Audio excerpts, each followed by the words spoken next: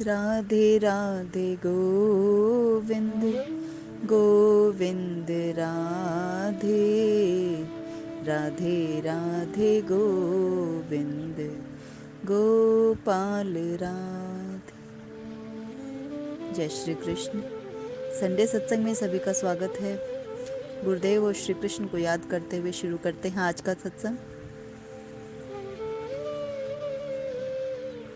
अब मोहि भा भरोस हनुमंता, बिन हरि कृपा मिलहि नहीं संता।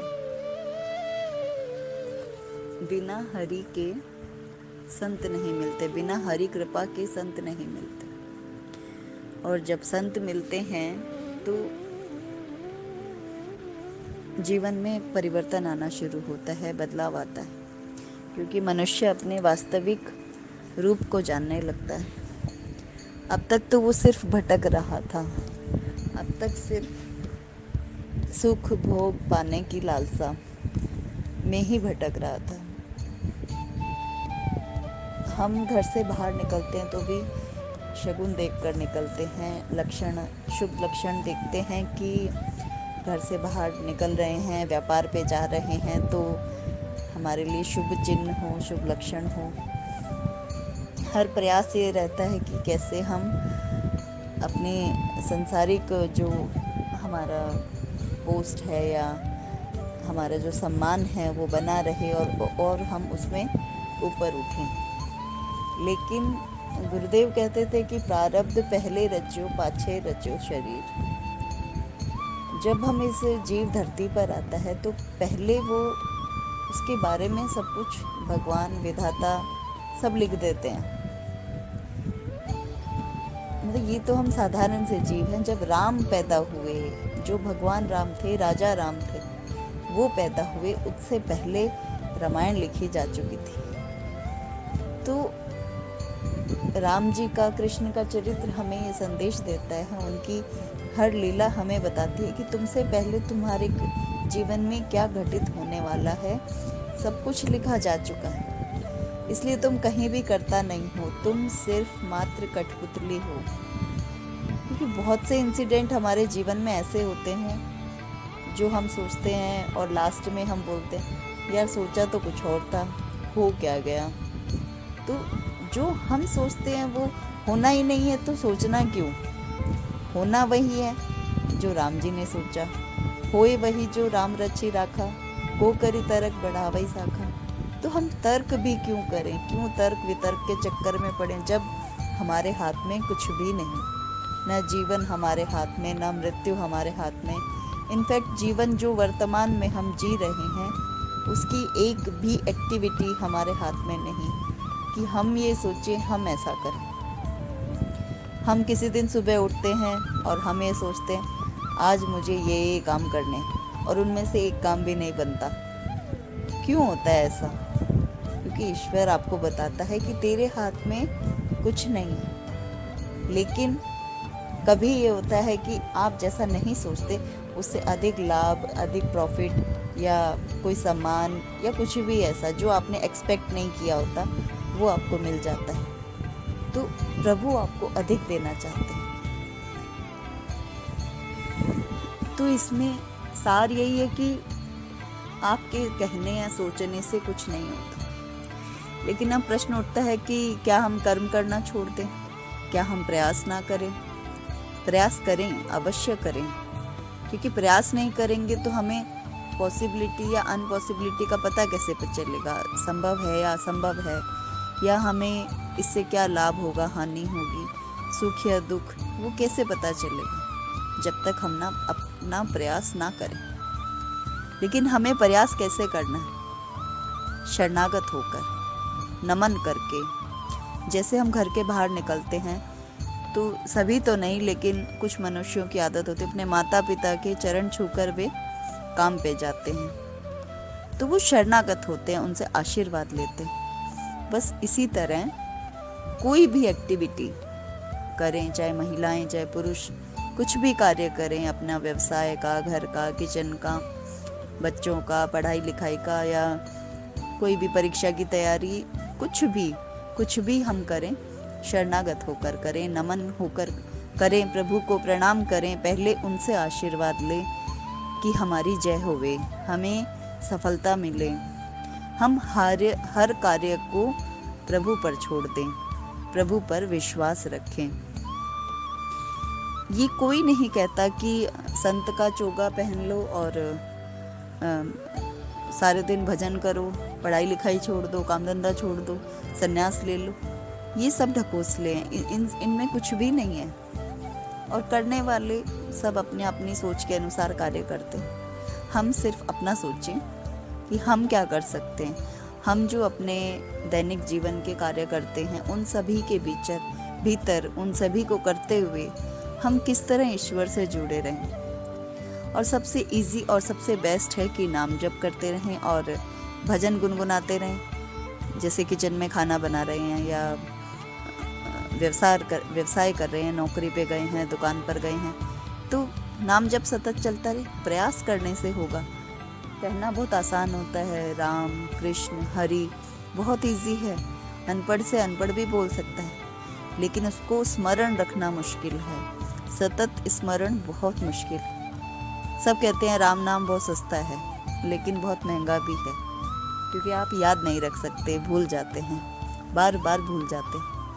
लेकिन जब हम प्रयास करते हैं कि हाँ नहीं, मेरे को करना है, मैं याद रखूँगा या रखूँगी, तो मैं सतत करने का प्रयास करूँगी, तो उससे हमारा ऑरा शुद्ध होने लगता है, हमारी सोच पवित्र होने लगती है, हमारे भाव निखरने लगते हैं। जिंदगी की इन्हीं क्रियाओं में, इन्हीं एक्टिविटीज़ में, इन्हीं सब कार्यों को करते करते एक कनेक्शन ईश्वर से बनाकर रखना है। एक जुड़ाव, जैसे अपनी मिट्टी से जुड़ाव होता है, अपने देश से जुड़ा होता है, अपनी मातृभूमि से जुड़ाव होता है, वैसा ही एक जुड़ाव जो परमात्मा से है, जो जन्मों से है, जो सतत है, जो हम भूल गए हैं, भगवान नहीं भूले। जब भी हम उनकी ओर चलते हैं, वो दौड़े चले आते हैं अपने भक्त को हृदय से लगाने के लिए। और इस चीज़ का उन्होंने प्रमाण जगह जगह दिया। संतों के, भक्तों के चरित्र हम पढ़ते हैं तो इसका उल्लेख हमें मिलता है कि हर बार भगवान आए, भक्त के लिए आए। कलयुग में भी आते हैं। बहुत सारी स्टोरीज अब भी सुनने पढ़ने को मिलती हैं। किसी भी आप भक्तमाल पढ़ें या कोई और बुक पढ़ें जिसमें भक्तों के बारे में लिखा होता है, तो बहुत सारी ट्रिक्स हैं। आजकल तो वैसे भी फेसबुक और व्हाट्सएप का ज़माना है, एंड्रॉयड फ़ोन हम सभी यूज़ करते हैं। उसमें जगह जगह बहुत सारे पेजेस होते हैं, ग्रुप्स होते हैं आध्यात्मिक, जिनमें जुड़ते हैं तो हमें बहुत सारी घटनाएं, बहुत सारी स्टोरीज पढ़ने सुनने को मिलती हैं, देखने को मिलती हैं कि आज भी भगवान है, आज भी ईश्वर हर जगह है, हर घड़ी है, और वो आज भी प्रमाण देता है कि वो है, लेकिन पुकारने वाला नहीं है। पुकारने वाला हो तो ईश्वर सब जगह है, हर कण कण में है। जब हम बोलते हैं तो हम उस चीज़ को ट्रस्ट क्यों नहीं करते कि कण कण में ईश्वर समाया है, रोम रोम में ईश्वर का वास है। और जब हम हर कार्य को ईश्वर को समर्पित करके करते हैं तो वो कार्य ईश्वर का हो जाता है, हमारा नहीं रहता। हमारा ये भाव है कि आज हमें 1000 रुपये का व्यापार करना है, तो उस 1000 रुपये में हम अपना नहीं सोचें, हम ये सोचें कि ये कृष्ण का है, राम का है, उसका व्यापार है। जब कमाई आती है, मान लीजिए हमने 1000 रुपये का सामान बेचा, 1100 रुपये हमारे पास आए, तो वो 100 रुपये का प्रॉफिट ईश्वर का है, हमारा नहीं है। लेकिन ईश्वर इसमें ये नहीं कह रहा कि तुम वो 100 रुपये मंदिर में जाकर चढ़ा दो, हम उसे अपने लिए ही यूज़ करें, लेकिन भाव, सिर्फ भाव ये हो कि वो ईश्वर के। भगवान तो प्रेम के भूखे हैं, भाव के भूखे, धन के भूखे नहीं हैं। उनको हम क्या चढ़ाएंगे? ये धन दौलत रुतबा, ये परिवार, ये श्वास, सब उन्होंने हमको दिया। तभी तो हम गाते हैं, तेरा तुझको अर्पण क्या लागे मेरा, कि हमारा तो कुछ है ही नहीं। फूल भी मैं चढ़ाता हूँ तो वो तेरे ही प्रकृति में उगे हुए, हमारे नहीं। लेकिन जब हम भाव पुष्प चढ़ाते हैं जो हमारे हृदय में प्रकट होते हैं, वे हमारे हैं। वे इतने प्योर हों, वो इतने निर्मल होते हैं, सत्संग से, नाम जप की जो मथाने में चलते हैं तो वो भाव एक मक्खन की तरह निकलते हैं। कृष्ण उनका भोग लगाते हैं, कृष्ण उसे पाते हैं।